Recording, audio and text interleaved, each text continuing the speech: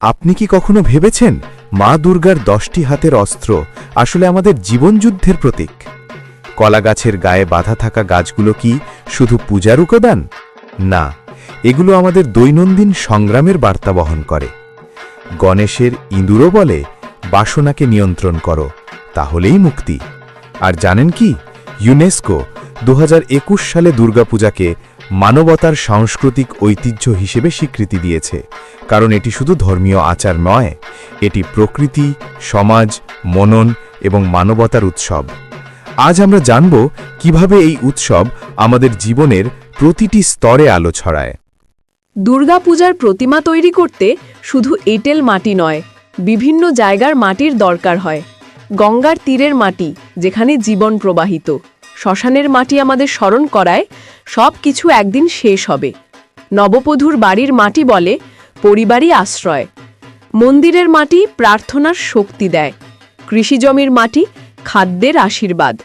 নদী সংযোগের মাটি শেখায় ঐক্য ছাড়া বাঁচা কঠিন। বনের মাটি প্রকৃতির আদিম শক্তি। ঔষধির জন্মভূমির মাটি আরোগ্যের দিশা। আর সবচেয়ে আশ্চর্য, বিশ্বার বাড়ির মাটিও এখানে ব্যবহার হয়, কারণ জীবন সবাই মিলে গড়ে ওঠে। আপনি কি কখনো ভেবেছেন সমাজের প্রতিটি মানুষের শক্তিই আমাদের জীবন তৈরি করছে? চোখ আঁকা শেষ হলে প্রতিমায় প্রাণ আসে, এটাই চক্ষুদান, যেন দেবী নিজেই জেগে ওঠেন। আর তৃতীয় নয়ন, এটি শুধু অলঙ্কার নয়, এটি সর্বজ্ঞতা, অশুভ দূরীকরণের আহ্বান। ধ্যানের কেন্দ্র হয়ে ওঠে আমাদের অন্তরের আলো। চোখ যেন ফিসফিস করে, ভয় ত্যাগ করো, নিজের আলো খুঁজে নাও। আপনি কি কখনো নিজের ভেতরের আলো অনুভব করেছেন? আমরা সাধারণত ভাবি অস্ত্র মানেই যুদ্ধ, কিন্তু দুর্গার প্রতিটি অস্ত্র আসলে আমাদের অন্তরের যুদ্ধের শিক্ষক। ত্রিশূল শেখায় ইচ্ছা, জ্ঞান আর কর্ম একসাথে চলুক। চক্র মনে করায় সময়কে নিয়ন্ত্রণ করো, ন্যায় প্রতিষ্ঠা করো। শঙ্খের শব্দ বলে শুভ চিন্তা জাগাও। ধনুকবাণ ফিসফিস করে মনোযোগী শক্তি। গদা শেখায় স্থির থাকো। খড়গ বলে অজ্ঞতা কাটাও। ঢাল মনে করায় আত্মরক্ষা করো। নাগপাশ বাঁধে নেতিবাচক প্রবৃত্তিকে বশ মানাও। ঘণ্টা বাজিয়ে বলে মনোসংযোগ বাড়াও। কমণ্ডল ধারণ করো জীবন শক্তির রস। অঙ্কুশ নিয়ন্ত্রণ শেখায় ইন্দ্রিয়ের দাস হয়েও না। আপনার জীবনে কোন অস্ত্র সবচেয়ে প্রয়োজন বলে মনে হয়? মা দুর্গার পরিবার শুধু পূজার অংশ নয়, তারা আমাদের জীবনের শিক্ষক। শিব শেখান ধ্যান ও সংযম। লক্ষ্মী আনেন সম্পদ ও সৌভাগ্য। সরস্বতী জাগান জ্ঞান ও শিল্প। কার্তিক দেন সাহস ও নেতৃত্ব। গণেশ বাধা সরিয়ে দেন, নতুন পথ দেখান। আর তাদের বাহনগুলিও বার্তা দেয়। সিংহ বলে সাহসী হও। নন্দী বলে সংযম রাখো। প্যাঁচা বলে সম্পদ রক্ষা করো। হংস বলে বিবেক জাগাও। ময়ূর বলে অহং নিয়ন্ত্রণ করো। ইঁদুর বলে বাসনা নিয়ন্ত্রণ করো। আপনার জীবনে কোন গুণ সবচেয়ে জরুরি বলে মনে হয়?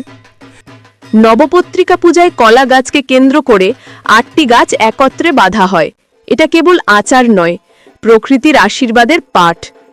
কলা গাছ উর্বরতা, কচু রোগ প্রতিরোধ, হলুদ অশুভ দূরীকরণ, বেল ধ্যানের শক্তি, ডালিম প্রাণ শক্তির প্রবাহ, অশোক দুঃখ নাশ, ধান খাদ্যের উৎস, মানকচু বেঁচে থাকার শক্তি, জয়ন্তী সাহসের আলো।